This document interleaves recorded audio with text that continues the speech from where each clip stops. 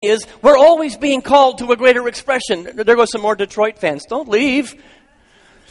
We're always being called to a greater experience of life, of good. And each one of us is here in a church on a Sunday morning because we are seeking an expression and an experience of heaven on earth. Yes? We want to have that.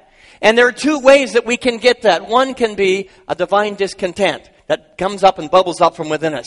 We get uncomfortable with the life that we are living in, and we want something else. That's being pushed into it. The other way is to get out of the dugout, to examine your life and see, where am I in the dugout, not playing the game? There's a quote that I'm going to just butcher and paraphrase here, but the whole talk is based upon this quote. And that is, at the end of my life, I don't want to simply arrive safely at home. And you guys all represent home today because there was only 3 bases in the package I bought. You are home to me. I don't want to arrive safely at home. I want to slide head first into home base, thoroughly and completely used up, knowing I gave every ounce of juice I had in my being and my spirit and my life, and I gave it to the experience of saying, here I am, life, I'm going to live it completely, totally, and fully. This is the challenge of the day for each of you. Where there are areas in your life, and it's not just talking about at the end of your life when you die, it's talking about going out here and having a relationship with somebody in your family.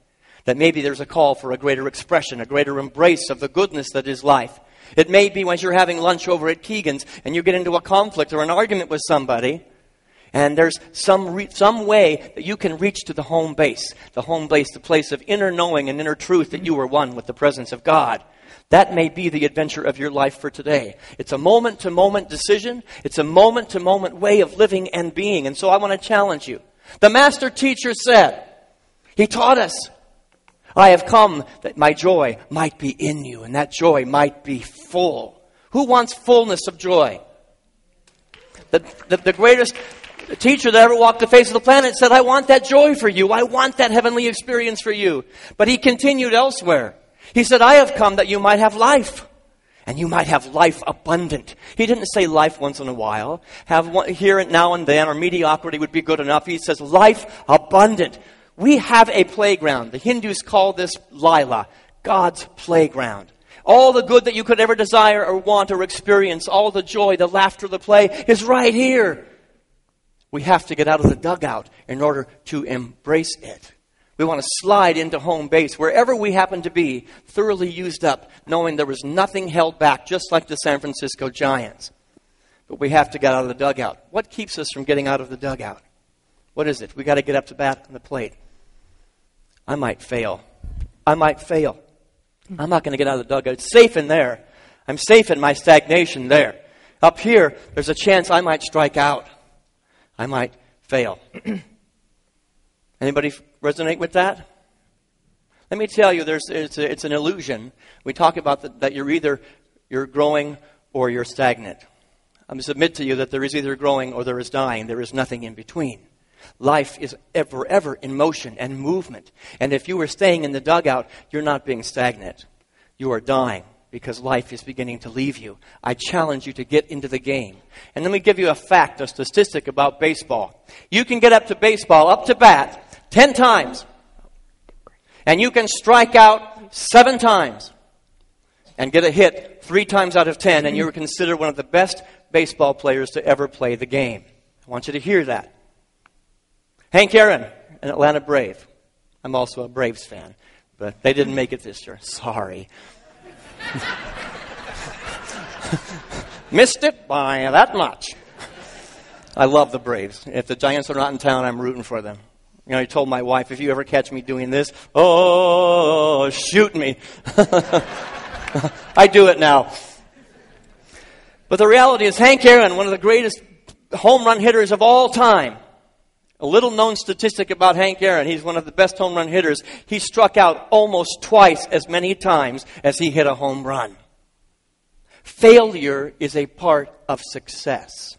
Failure is a part of this earth school. It is a learning, proving ground. Yes, we're all going to fall. We're human beings, and we fall. And what do? We get back up again. Just like Hank Aaron. We fall down, we strike out, we get back up. But as spiritual seekers, we know that we are getting up with a little more knowledge, a little more awareness, a little bit of a lesson that we have learned from picking ourselves up by the bootstraps and getting back into the game, getting up tomorrow and saying, I'm going to get up to bat again. So wherever it is in your life, I want you to consider your life today. Is there a place in your life where there is a divine discontent, or are you pulled to a vision? You're going to be forced by life either out of divine discontent or pulled by a vision of what you want, that heavenly experience. I'm going to submit to you that absolutely being pulled by a vision is a much greater way to experience heaven on earth. So Jesus said we need to become like little children. He said it over and over. We need to become like a little child in order to enter the kingdom of heaven, in order to round the bases and get to that place of heavenly experience. What are the qualities of childhood? I'm going to give this back to my bat girl. You know, a minister with a bat in his hand is a very dangerous thing. You know, I noticed the offering basket today wasn't quite big enough. She's also my water girl. I have some water. And I can drink it out of a glass today because I'm in this garb. Some guys will do anything to get out of wearing a tie at church. Where was I? What was I talking about? You must become like a child to enter the kingdom of heaven. What are the qualities of a child? Playfulness, silliness, a sense of awe, a sense of wonder.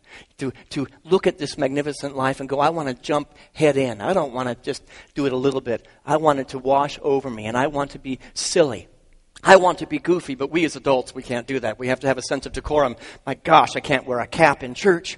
I'm going to invite you into a game today and look at some spiritual qualities, childlike qualities that we might want to employ in order to get to that home base, that place of heavenly experience. So, are you willing to be like a child for me today? So you're willing to get up to bat? All right, we're all up to bat. And we may strike out. So what, right? You're going to get up again. And eventually you're going to get on base. What is it going to require from us? Let's become like a child. What do children do? Use the greatest tool they have, their bodies. They know how to play. They don't need toys. They can go out and take a rock and a stick and suddenly it's cops and robbers. Because the imagination is working, but they're using their body to create. In order for us to get to first base in our life, we have to employ this great gift of our body. And many times in churches, in unity churches, we talk about the spiritual. We're so enlightened and we're so spiritual that we forget that we have been given a gift. A vehicle that allows us to gather experiences. A vehicle that allows us to have relationships that help us grow. And sometimes in this physical reality, we strike out and it doesn't feel good. But let us never forget to be grateful for the gift that we have been given. And so, to get to first base, all you have to do is find one of the 12 powers of humanity, as laid out by Charles Fillmore. He said there are 12 gifts given to us as a means of creating, as a means of circling the bases of life and coming back to home. This one is going to be strength. The faculty of strength, my ability to achieve, my ability to have determination. What they tell me in baseball, my coaches said, and I was never the fastest player, dig. When you hit that ball, dig, dig, dig, and get out of your head. I used to do this. I'd hit the ball, and I'd look to see where it went. I was overthinking. We don't need, in order to get into the game, you just simply have to get off the couch. You have to get out of the dugout. If you want a greater experience of life, put your body behind the vision and the dream. My coach and my dad said, put your head down. Look at that base. Don't look anywhere else. Don't overthink the process and run as fast as you can. Full body experience. Unity principle number 5 says, the truth that you know is the truth that you live. What does that mean? Get your body in gear. There's an old song that happens, a Christmas song that at time I love. Put one foot in front of the other, and soon you'll be walking across the floor. Duh. How many of us sit in the dugout saying, okay, my good is coming to me. My good is coming to me. Are there any Indian players on the Giants?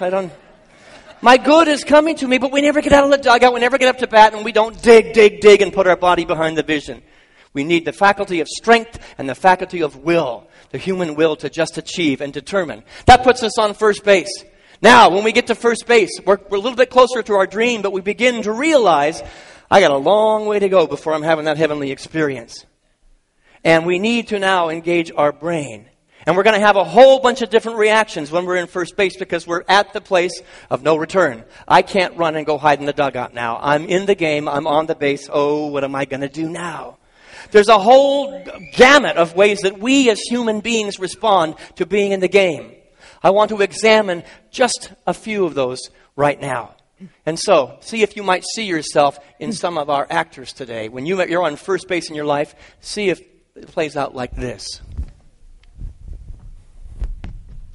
I'm on first base. I'm looking at second base. It looks so cool. I'm going to go for it. I made it to second base. Yay! I love baseball. I love this game. I love all of you.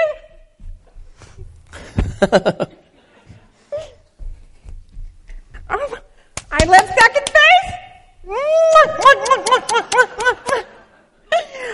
I love you, second base.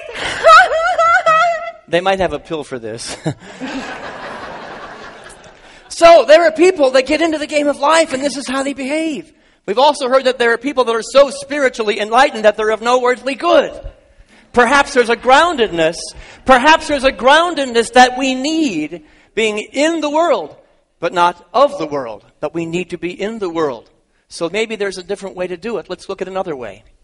Oh my gosh. I don't know. I've waited so long to get here. And now that I'm here, I don't know if I can do it. So far away from cozy first base. What if I fail? What if I fall down? What if I can't get back up?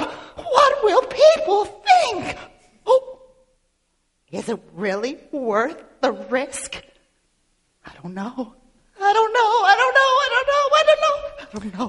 Is this the most effective way to get to second base? Maybe not. Anybody recognize yourself? Somewhere between first and second, the dream is that close, but I don't know. I'm going to sit down. We're going to examine what happens when you act like this in a few minutes. Let's look at one more way to get from first to second.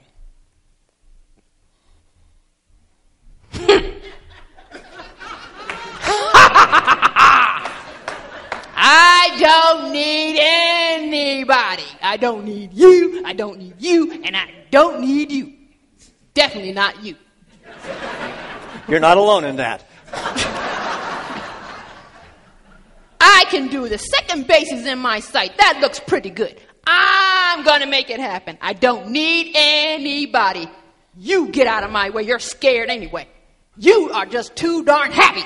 I'm going to take this. Second base is mine. It's mine. I am stealing second base. It's mine.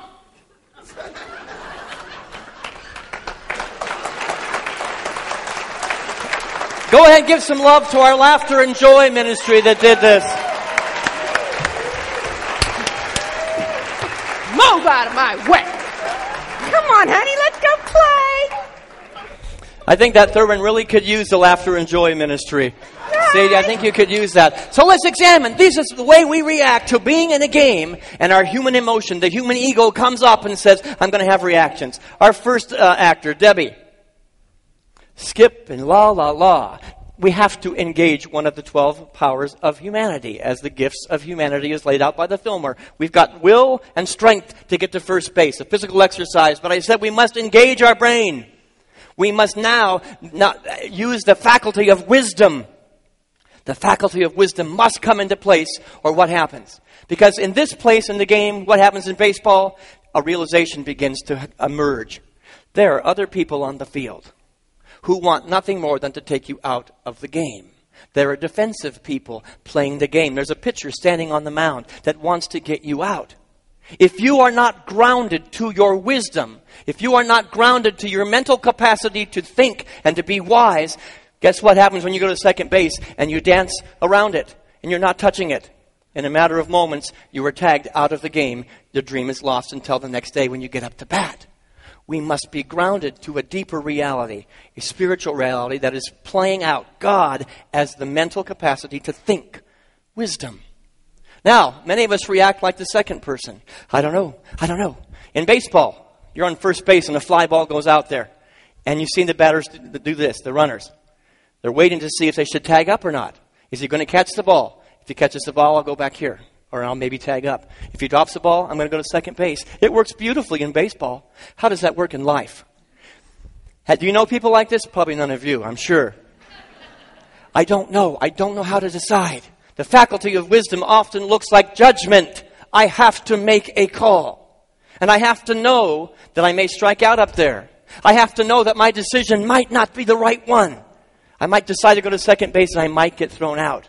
But guess what? I will guarantee you will get thrown out if you don't make a decision. Use your brain in conjunction with your body and go for it. It is not a failure. It is only a failure if you stand here. The story of Peter getting out and walking on the water. Peter is called a failure by hundreds and thousands of people. Peter is the greatest success in that story. The failures are the 11 guys that never got out of the boat. Jesus had the experience. He made a decision. He went for it. Then he sank. But he touched the face of God. He touched the infinite power that he had within him for just a moment. The 11 guys staying on first base, their team isn't going to win. Now the third character we had here. Sadie was going to steal second base. Let me show you a baseball statistic. I looked this up to make sure it was sound. The benefits of stealing second base are far outweighed in Major League Baseball by the disadvantages. The odds are not for you in stealing second base. But don't you know people who can do that? Don't you know people who achieve their dream by stealing me, myself, and I? But the most effective way to win a game, to get to second base, is another faculty we're going to begin to discover. It is the faculty of understanding. Understanding. I've got my body, my will, my strength. Now I've got my wisdom, my judgment faculty working. Now I have understanding that perhaps the best way to get to second base, closer to my dream, is to rely on others. The person up to the plate may have to make a sacrifice. Understanding is the faculty for me to perceive that we are one. We look different, we act different, we have different thoughts and different visions, but at a spiritual level, you and I are one. And that may mean that the person up to the plate is going to have to put a sacrifice bunt or a sacrifice fly because we're on the same team. And it may mean next time I'm at the bat, I'm going to have to lay a bunt down so that this person's dream can be realized. That's the best way to stay grounded to spiritual truth, to know that we are one family, one essence, manifested in many, many different faces. And from the place of second base, we begin to realize there is no private good in this world. My good is your good. My win is your win. And so when I'm up at the plate the next time, I'm going to say, Dennis's dream becoming a reality. I'm going to help him get there because he's raised the vibration for me as well. By doing, and he's going to tell you about his vision and his dream that he's living in right now, may mean that I get to celebrate that higher energy as well. And that you may invest in my dream and my vision and know that I'm going to return the favor and that we're all growing together. We can't do it alone. We're hand in hand, heart to heart, spirit to spirit, from a place of understanding that we are one. Yes? It's the most effective way to get around the bases of your life. It's the most effective way to get around the bases in a baseball game and the building of the heaven on earth that we all seek. Now, over at third base, there's sometimes going to be obstacles in your way. You know, going to third base, there's going to be musicians in your way sometimes. Tuba players. The most underappreciated, overlooked player on a baseball team is the third base coach. I'm going to liken the third base coach to God. What faculty do I need to develop now? It is the faculty of faith. The sole purpose of a third base coach, the only purpose of the third base coach who's standing just on the other side of this base, is to get me safely home. The only purpose is for me to be safe and to get to my destination, to get to the harbor, to get to the dream, to get to the vision, to get to that experience of God. The sole purpose. And they're going to give you a sign like this. Move, move, dig. Use your body, which you use to get from here to here. Use your mind, your wisdom, your judgment to get from here to here. You have a sense of understanding that we're on the same team together. Now activate your faith and know that God, the only will of God as taught by unity, is for your success. It is abundance. It is love. It is the heavenly experience. It is the only thing God knows. God doesn't see, know, feel, or have any notion about the strikeout that you made yesterday or your last time up to bat. God doesn't care if you're in a pickle over here. This is what happens when you don't use your faculty of judgment. You get in a pickle, they call it in baseball, and you're going to get tagged out. God doesn't see it. God doesn't know it. God knows. Here's the riches of heaven on earth. All that God is has been handed to us. You're cleared. You're cleared for home. Dig, and move. But it must absolutely, we must put our faith in something beyond the human experience. Beyond the person that's in the game, the third base coach doesn't look like he's in the game, because God is not involved in the human experience. We must activate a knowing, an inner deep knowing that there is a spirit that is for us, that is moving, and we look for that guidance. We keep our eyes single on the guidance that's coming from the third base coach, the whole Spirit of God, the Holy Spirit of God to get us home. And we get the high sign always, and we're rounding third. And we're coming into home. This is a really, really big moment. The tension in the stadium is incredible. You need to give everything you've got to that journey. You can't do this halfway. You will be thrown out at the plate if you only give a little bit of your life. The dream will not be realized. What is the faculty of the 12 powers that we need to activate here? It is love. I love life. I love this game. I love playing. And no matter what happens at that plate in just a minute, I love that I'm involved in the game. And I'm not going to get up tomorrow and I'm going to love it even more, no matter what happens at the plate. But the stadium's going crazy. You're sliding into home. They're up on one side saying, he's out! He's out! The other side saying, no, he's safe! He's safe! He's safe! And then there's a man at the plate, often overlooked. He takes off his mask and he raises his hand and he says, it ain't nothing till I call it. Safe or out, it ain't nothing till the umpire calls it in the game. Right or wrong. Safe or out with your dream, the experience of heaven on earth that you desire. It ain't nothing till you call it. Call it good. Call it God. Call it a lesson. Call it a growth opportunity. Call it whatever it is that allows you to get up the next day and get up to bat once again. If you strike out, call it good and grow. If you get on base, call it good. If you get tagged out on a pickle, call it good and get up the next day with a little bit more wisdom working. If you're moving from second to third and you get thrown out at third, tomorrow get up the next day and say, I'm going to look to a deeper place, a spiritual place of the God within me. And then give everything you have, all the love of your heart, your mind, your soul, your very being. Don't waste an ounce of the gift that you have been given. You are a gift, a magnificent, and there is juice within you that is wanting expression. Open up fully and completely to let that be. And slide into home saying, what a ride. Hallelujah, what a ride. I was out, but man, did it feel good. And I'm not going to go to bed tonight or at the end of my life with any regrets that I didn't give the best of who I was, the magnificent gift of life that God has given me as me. It is in doing so that you will live like a San Francisco Giant.